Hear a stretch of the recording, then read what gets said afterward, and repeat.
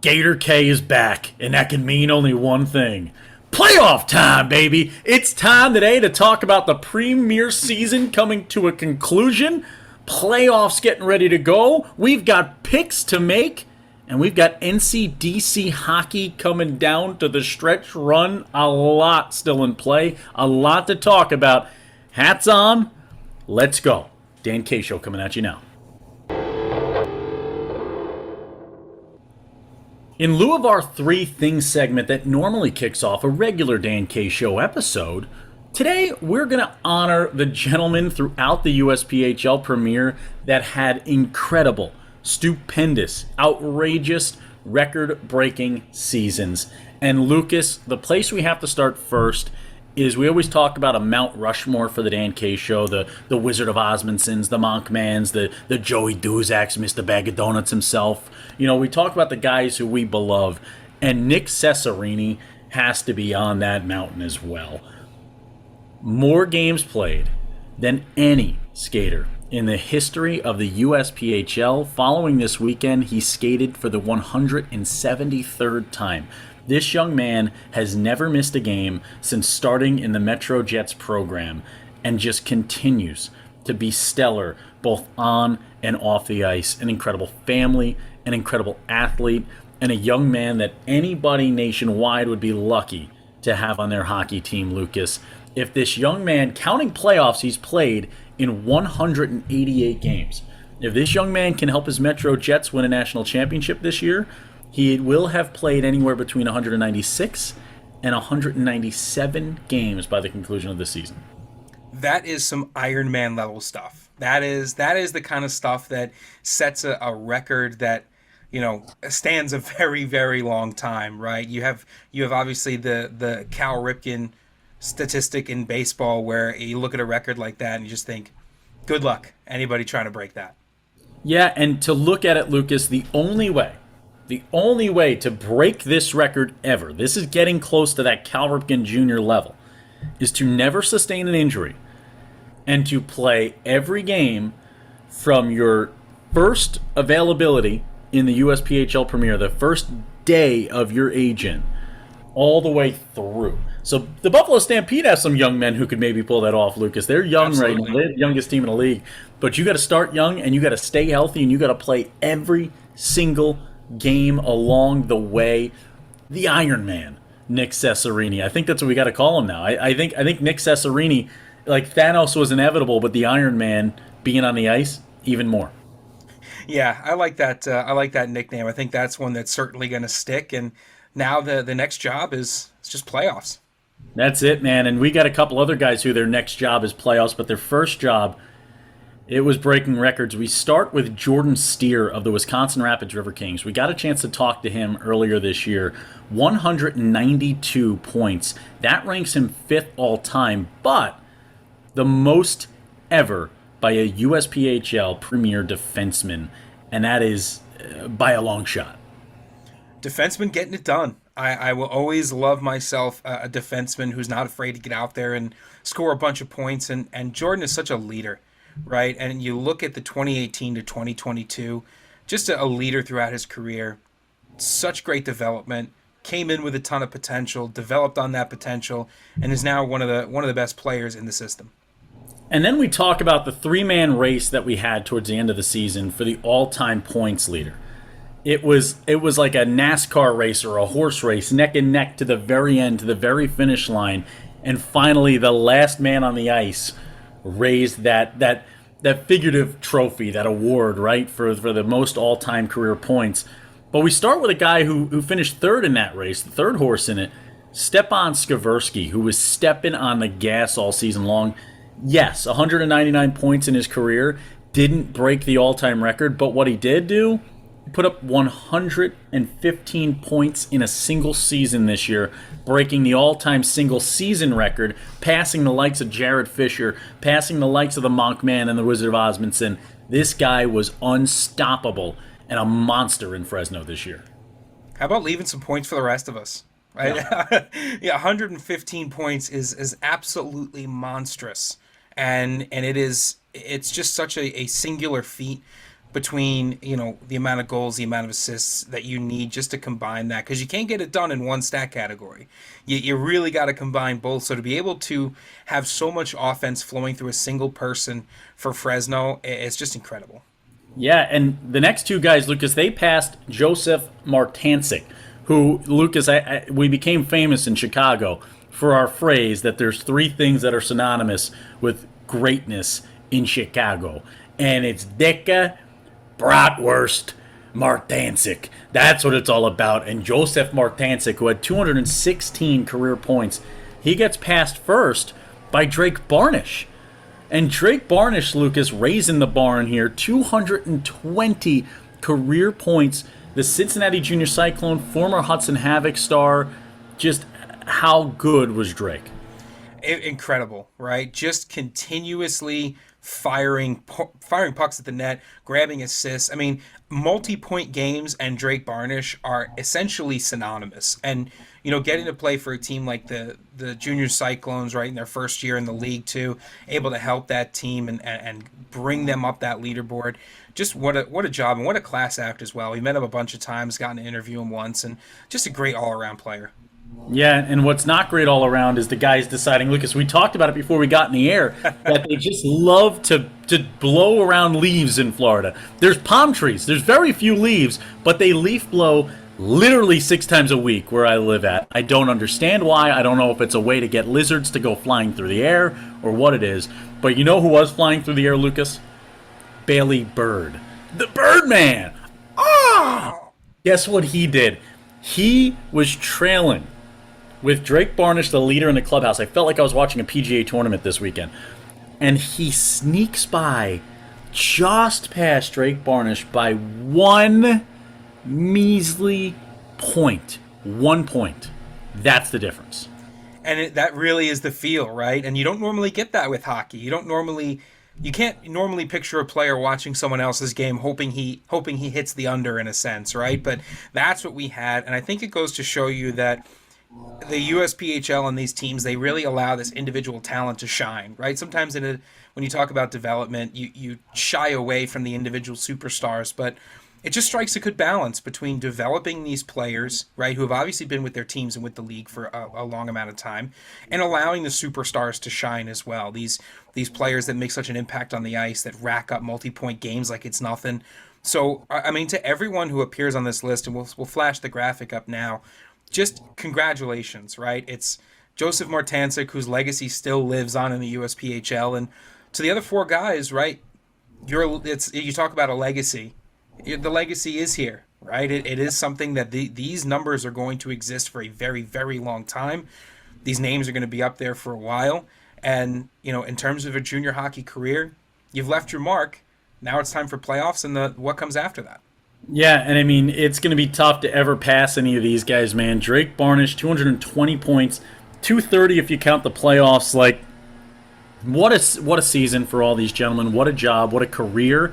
And it's not done yet. The Cincinnati Junior Cyclones, they have some playoff hockey still to play. The Toledo Cherokee, they got national title hopes on their mind. You look at the Wisconsin Rapids River Kings, I can guarantee you Coach Marty Quarters and his boys are going to have a lot to deal with this Rum River Mallards team coming off a big OT win after the hashtag Dan K bump. We're the best show in the business. Some people don't see it, but then it's another thing. And then we look at it, the Fresno Monsters with Stepan Skaversky. We may see them make the trip to Titletown as well. A lot more hockey to play. And Lucas, we're going to have our picks for the premiere online. We're going to be posting them on our social media pages. I'm going to be going live on Friday night to talk through some of the matchups, some of the hockey going on Hockey TV. So what I want to talk about now, what I want to break for here, NCDC Playoff Race. It's heating up. The Dan K Show would like to thank all of our fantastic sponsors for the work that they do. If you're interested in partnering with the Dan K Show, reach out to @the_Dan K Show on Facebook, Twitter, and Instagram, and you too can work with the most watched show in junior hockey. Folks, we're back now, and we wanted to talk about the NCDC because we just finished our deep dive, obviously, in the Premier and Elite Power Rankings. You can go back, take a look at not just our Power Rankings episode, but our Power Rankings podcast. You've got some time before most of the playoffs start in those 2 leagues. Go check that out. But now it's time for the NCDC, and this is obviously going to be a very short segment because there is no way that anyone other than the Philadelphia Hockey Club in the South can clinch the playoffs. Wrong. Lucas, it is time for everyone's favorite Dan K segment. Oh, no. Pool math! Let's go. I've got my pen. I've got my handy-dandy notebook. And Lucas, let's look at the standings right now in the NCDC South, okay? The North gets even crazier, but we start in the South. In the 6th spot, right now, 2023 4-0-0. 44 points to Utica Junior Comets. In the 5th spot, they've played 46 games. Just a couple left. The Connecticut Junior Rangers, 19-21 4-2, 44 points. In the 4th spot, the Philadelphia Hockey Club, they've played 44 times. They're 20-16 7-1, 48 points. So what you're telling me, Lucas, is the Connecticut Junior Rangers. Let's go look at their schedule. We need to look at how many games are left. Let me get my stuff out of my way. I didn't prepare myself accordingly for this one, but I am now excited. We look at the Connecticut Junior Rangers first because that's who we need to look at to eliminate, because you'd think to yourself, Connecticut right now, 3 games left to play. 3 games left. Who do they play? That's the question. Hitmen, Rockets. That's a tough schedule, Lucas. What do they need to do in those final 3 games? They need to win all 3. Yeah, you're looking at all 3 here for sure against the 2 top teams in the South as well. The Connecticut Junior Rangers 4-5-1 in their last 10 games, just hovering under that 500% win mark. But they are a tough team with a lot of talent. They have shown brightly in a couple of spots this season, but if you talk to Coach Henkel, he'll obviously tell you there are a few things they need to work on. But with 3 games down the stretch, you give it 110%, nothing is out of reach for this Junior Rangers squad. Yeah, we run through the Connecticut Junior Rangers. I'm doing this live right now. I know Lucas told me to do it beforehand, but Connecticut, they've lost 2. They've won 1 against Philly. They're 2-2 against Philly. They're 2-3 against Philly. Ooh, Philly owns the tiebreak, so 2-5 against Philly. So that, again, means Connecticut cannot tie Philadelphia. To be at all involved, they need to get to 49 points, which would be 2 wins and an overtime loss in those final 3 games against the Hitmen and the Rockets. That will be tough to do. Lucas, the Dan K meter, we put them in Trouble Town. We're going to put them in Trouble Town. Trouble Town is where they will reside. Trouble Town, home to the Connecticut Junior Rangers. They are going to be in Hurtsville if they lose any game in regulation down the stretch. That will be the end of the season for Connecticut. Who's next? Let's go to Utica. Utica with just 2 games left to play and 4 points out. What does that tell you, Lucas? They're out of it, right? It's over. You win 2 games, you only get the 48 points. Philadelphia's at 48 points. Wrong. That's wrong as well, okay? Utica, their final 2 games, March 10th and 11th, against the Philadelphia Hockey Club. That puts Utica in Cinderella Land. That's Cinderella Land, okay? This is where, we lost our glass slipper. Cinderella Land there. We've lost our glass slipper. Who's got my glass slipper? Where'd it go? I don't know. I don't need to find it. I just need to find wins. 2 of them against Philadelphia. Okay, so let's live in a world where Connecticut can take all 6 points in their final 3 games, and Utica can take both points from Philly. What do I need in the worst case scenario if I'm the Philadelphia Hockey Club, Lucas? I just got to win 1 time. 1 time. How many games does Philadelphia have left? They have 5 games, Lucas. That is 5 games, but let's look at who they play. Philadelphia, you got to imagine, 5 games left. No way you're not going to find an easy one on the schedule. The NCDC, a lot of parity this year, but there's got to be an easy one. No stinking way. PAL, Friday, this week. The PAL Junior Islanders taking on the Philadelphia Hockey Club. The Philadelphia Hockey Club does get to play at home. They win that one, ball game over. Philly wins. Nothing matters the rest of the way. They don't win that one. It gets more interesting. Next up, the Jersey Hitmen, who just won the Founders Cup, Lucas. They won't have anything left to play for. They've guaranteed the first seed for as long as they exist in the league here through the rest of the season. They make the Indian Cup Finals. Jersey will host. Nothing to lose at this point for the Hitmen. That's still a tough matchup. They then would close their final 2 games against Philly, putting the Philadelphia Hockey Club in That's the town they're in right now. Because it feels like it should be easy. It feels like go out, beat Pal. Go out, take 1 point from a Hitmen side. I don't know, Lucas. I think it gets crazy. I'd say if you gave me percentages right now, I'd put PHC at an 88%. That's a double snowman. That's a double snowman's chance. I'd put Utica at an 11% chance. And I'd put CJR at 1%. All the polls have not reported yet, though. We've got some polls still to report. We got games left to go. I think that's where we stand. Am I going to have to deal with this for the rest of the playoffs and the championship? Non-stop, Lucas. This is every day. You will be receiving calls from me. Just tell me a time, 11:30 at night, 4 in the morning. I will be drinking lots of coffee, and I will be ready to go at all times to do any pool math you allow me to do. I don't like that your mug is giving me side eye as you drink it. Because when you drink it, it sort of looks at me from an odd angle, very sarcastically. I don't care for it. Take a double look right there. All right, so that's the South Division. Again, Philadelphia Hockey Club, any 2 points. Any 2 points. Cut any way you want. 2 overtimes. 1 regulation win. 2 shootouts. A shootout and an overtime loss. Like, however you cut it, that's all they need. They could potentially not win a game down the stretch and still clinch that 4th seed. 2 points. Any way, shape, or form Philadelphia's in. But Utica, still a puncher's chance if they get Philly into town 0-3 in their last 3 against the Hitmen and Pal. Could be interesting. And I think one of the things that we've seen from Utica has been a grittiness, a willingness to grind, right? A willingness to come in under crazy circumstances like that, right? And if they've got as you say, if they've got a bit of a puncher's chance, they will certainly take it. And for Philadelphia Hockey Club, they've been fairly consistent down the stretch, 6-3-1 in their last 10. But you almost grip the putter a little too tight, right? If you're in that situation, you just got to make that 5-foot birdie putt to put the match away. And sometimes you really start to overthink it. So for Philly, just got to win 1 here. Just put it away. Take care of business. For Utica and for Connecticut, win out. Give yourself a chance. Lucas, we go to the other side of things. Let's go north here. Let's go up north for a second. You've got 6 teams still with a chance to make the playoffs. You have 0 teams with just 5 games left for the majority of them, 6 and 7 for 2 others. But with 5 games left for the majority of the teams in this division, no one has clinched even a spot in the playoffs yet. And that's crazy, right? That's insane, because you look at a team like the Boston Advantage, right, who currently sits in 6th with 42 points, 5-5 in their last 10, been giving teams a lot of trouble lately. And as we've seen, late season power can overwhelm early season trouble.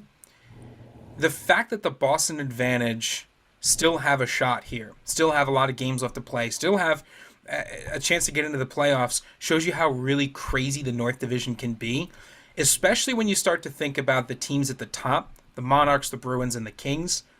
It could go really any way. Yeah, and you look at the Boston Advantage, Lucas, what you have to know with them is they have to play South Shore on the road. Okay, we know how tough of a game that's going to be. They play IHC. They play Twin City. They play the Monarchs twice. So they can control their own destiny. So that is another reason why the Monarchs have yet to hit Clinchville. So the Monarchs not in Clinchville. Official breaking news here from Dan K. Not in Clinchville just yet. They've not clinched as of right now in this moment of taping. They may have clinched by the end of our taping, Lucas, because if the Cyclones lose today, as we're taping here on Wednesday afternoon, the Cyclones lose the South Shore, then the Monarchs have, in fact, clinched at least a spot in the playoffs.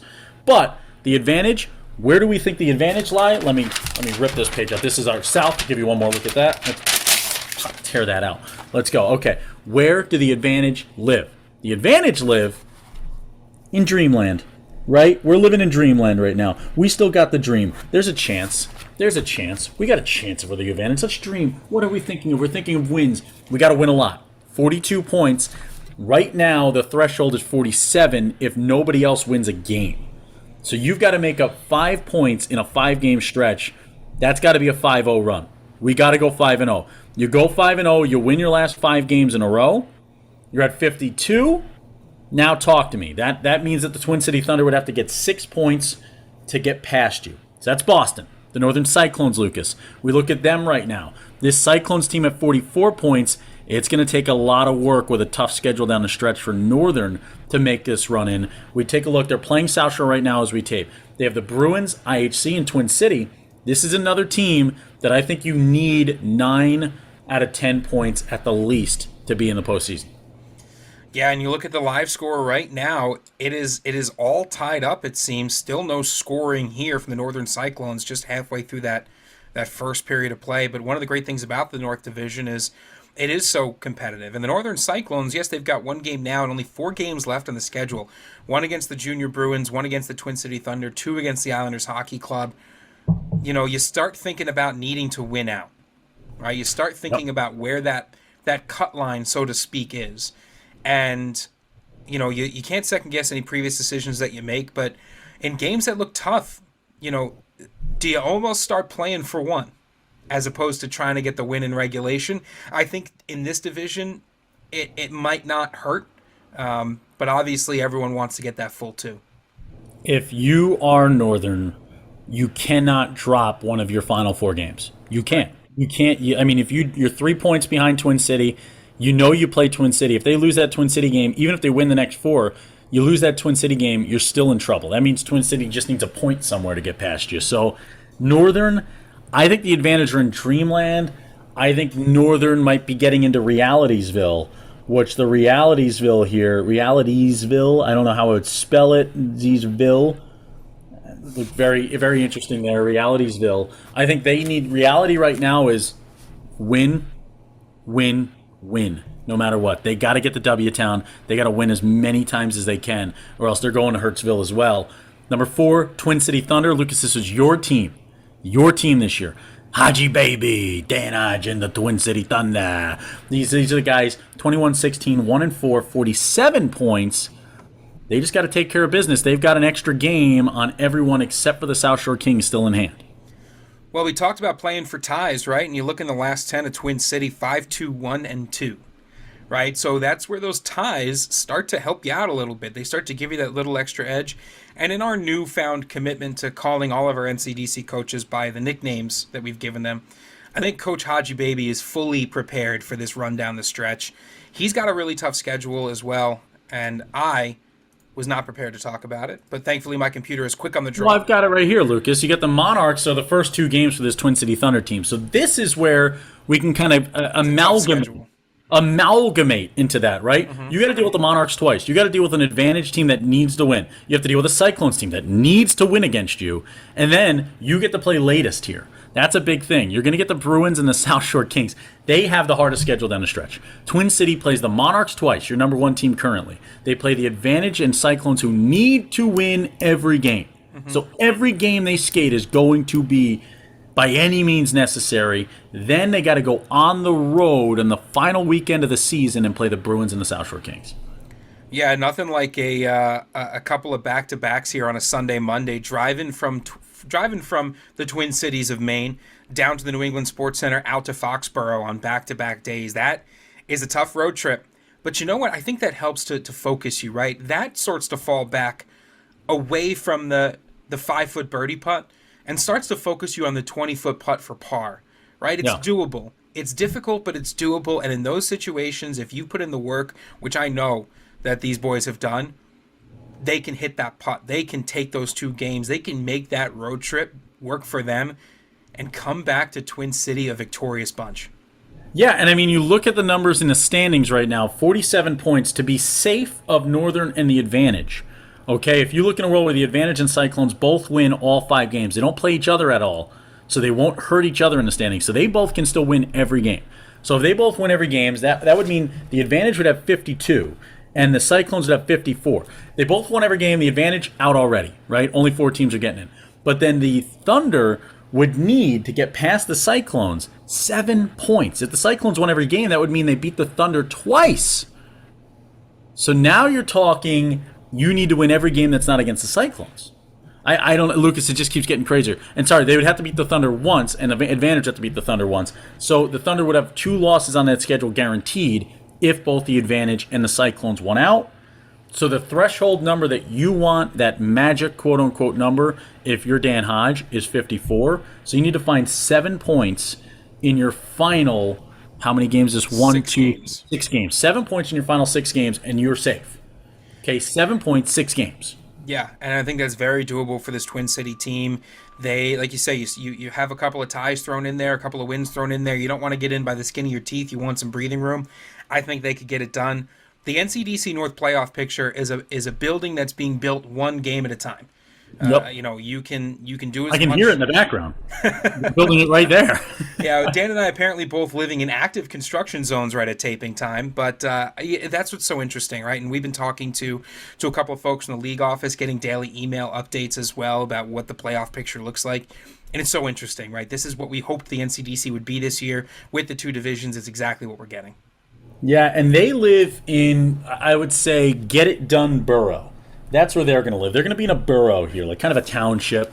Get it done borough is where they live right now. The Twin City Thunder. Next up, we go to the South Shore Kings. This is the team with the most games left to play. They'll be at 42 games played by the time you're watching this on Thursday afternoon. And right now, Lucas, this is a South Shore Kings team that really, you just got to find points wherever you can. You don't have to be, no being stingy here. There's no bad points, right?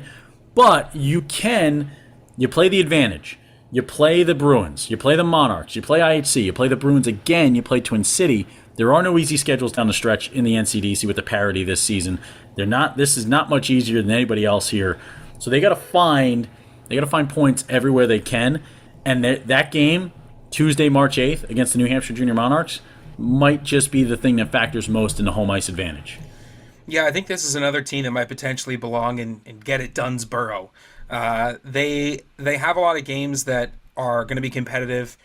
They have a lot of games, though, that could be speed bumps. They could throw a wrench into the plan. There is no easy win. There's no easy game for anybody, right? So, you start off with a streaking Boston Advantage team that's starting to put it together. Then you talk about the Bruins and the Monarchs, 2 teams that are your contenders for the top spot right now. The Bruins, again, Islanders Hockey Club, which has made a lot of improvements down the stretch as well. They look like a completely different hockey team in the back half of the season. And then Twin City, who's also looking to get it done. South Shore Kings might be a contender for toughest schedule down the stretch in the north. Yeah, and you look at it right now, I'm going to call it not too fast township, okay? This is the old, yes, you got more games left than everybody else. Yes, you've got 5 points in hand on the Cyclones in 5th. You got 7 points in hand on the Boston Advantage. But you got to play the Advantage. You got to play the New Hampshire Junior Monarchs. You got to play the Bruins. You got to play the Twin City Thunder. And don't sleep on the IHC. I mean, Islanders Hockey Club, yes, eliminated from playoff contention, but when we got a chance to see them up in Foxborough, this team was the real deal. Coach K is never going to let his boys go to sleep on a season. They're going to try to win each and every game down the stretch. Not too fast township for South Shore. Do not just count. No counting eggs. Chickens haven't hatched. I don't see any chickens. I always go to the grocery store, and they always tell me that you should check to see if the eggs are cracked. I never do, Lucas, because I don't count eggs before they're hatched. I don't do them. It's always a mess in my fridge. The Junior Bruins, number 2, 51 points, 23-15, 3-2. Right now, Lucas, 7 points in hand. I'm going to call this, this is probably like everyday business land. Everyday business land. This is just what these guys do. This is where they live right now. This is everyday business for the Junior Bruins. They win games when it comes up big. And Coach Mike Anderson, he's going to get the job done. You just feel like he's going to figure it out. But schedule's tough. Yeah, schedule is tough. And I think for Coach here, you just have to let the boys do what they do. Right, and he knows that you're not going to introduce too many things once you're up to 40 plus games in the season. So right now, Junior Bruins just have to play Junior Bruins hockey. Get in there, play defense, be disruptive, let your skill guys shine, let the goaltending shine, and start looking down the road. Yeah, and here's the thing: Thursday afternoon against IHC, Friday against the Cyclones. 3 points out of the possible 4 there, and you clinch. You clinch a playoff spot. You start taking 8 to 10 points out of these last 5 games of the season against guys like South Shore twice, Twin City, Northern, and IHC. Now you're talking number 1 seed, and you're talking a chance to host home games, home series throughout the playoffs until you get to a potential ice fault matchup with the Jersey Hitmen. That's where the Junior Bruins want to be right now. It's where they sit. 3 out of 4 points this week. Clinch this thing. This thing's all over for them. All they have to do is try to figure out seeding. The Monarchs, Lucas, 53 points in hand. 1 point clinches them a playoff spot at any point through the rest of the season. So this is... I think the Monarchs might be living in Titletown, question mark?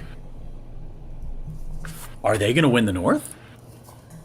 They could. They have worked all season to set themselves up for it, right? They have just been, I think, the picture of consistency. They haven't really hit a long streak. And I think that's what, if you go to the USPHL website and you look at the past 10, that column all the way to the right, that's a really good way to check throughout the season to see what a team is doing, as long as you're not really dropping below 500 and very, very far. That's a picture of a team that never really hits the skid. And in a division as tough as the North, that's pretty critical, right? So you start to get down the stretch here, you realize you only need one game to really get up there. The Monarchs, they might have Deneen Cup written all over them. Yeah, and you look at them right now. I have officially contabulated. I put it through the Dan K Mobile here, and we have come up with our percentages for playoff chances. Are you ready? Do I have a choice? No, you don't. So we start. This is going to be tough to read, so I'll read it to you. It's a mess. Okay, this is my manifesto. Okay, I usually do this on the glass window in my shower. I'm just always writing in there. Number one, the advantage, they're living in dreamland right now, but I think that dream might be easier to accomplish than the Northern Cyclones. So I have them at a 4% chance of playoff chance. 1% for the Cyclones. I say Realitysville. I love this squad. I love Coach Flanagan. I love everything they do in Northern. I just feel like the hill to climb right now might be more of a mountain for Northern to get into the postseason. Next up, the Twin City Thunder. Get it done'sboro. That's it. Get it done. 15%. I think they have a 15% chance. I think that's just because Boston can nip at their heels. Northern. Now as I get into the next numbers, I'm talking about for the number 1 seed. Not talking about for playoffs. These are 3 teams I think are in the playoffs. I think the 4 seed is the battle that's going to happen as we get down the stretch. South Shore, 22% chance. Not so fast town. Not so fast township. Sorry, I don't want to mispronounce the name of the town. 22% chance at the number 1 seed. It's going to take a lot. Tough schedule, but they have the most games in hand. That's what keeps this number above the 20 percentile. Junior Bruins, 28% chance. That's everyday business land. This is what Mike Anderson does. Games get big. Mike Anderson comes up big. This system gets the job done. Final, Titletown, New Hampshire Junior Monarchs. I think they're the favorite in the clubhouse right now, 30%. And that's the final word, I think, for right now this week as we start the Premier and Elite playoff run in all the different regions. You still got some NCDC games left, but that's where we sit for this week. I think at this point, if you disagree, you got to let us know. At @the_Dan K Show on Twitter, at the Dan K Show on Facebook, www.dankshow.com/contact. Let us know what you think. Let us know why you disagree. We always love the whys. We know a lot of you are following along just as much as we are, whether you're a fan of the game, a fan of the team, or you have a personal stake with a young skater on one of these squads. Let us know what you think. We'll talk about it on the show next week. And I got to imagine that, it might be a totally different scenario, especially in the North by, in 7 days later.